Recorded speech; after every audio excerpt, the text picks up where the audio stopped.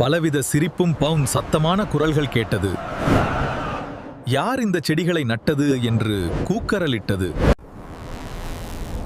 ஐயோ, என் உடம்பெல்லாம் வலிக்குதே.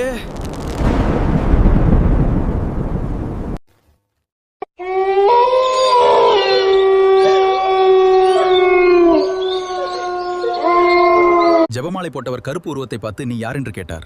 எனது பெயர் மாயன். இந்த ஊரின் முந்தைய பெயர் அசோகவனம். ஆனால் என்னால் தான் இந்த ஊரின் பெயர் சாத்தாங்கிணறுன்னு மாறி போனது.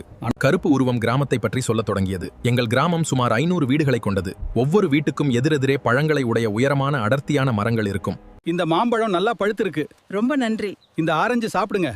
பழங்கள் சுவையாக இருக்கின்றன. ஆம், நாம் அனைவருக்கும் பகிர்ந்து கொள்ளலாம். தெரு சுத்தமா இருக்கிறதுக்கு காரணம் என்ன? நம்ம எல்லாரும் சேர்ந்து உழைக்கிறது தான். வந்து சாப்பிடுங்க, வாங்க. இங்க பாரு, எவ்வளவு நல்லா இருக்கு. ஆமா, எவ்வளவு அழகான நாள். மீன் துள்ளுது பாரு.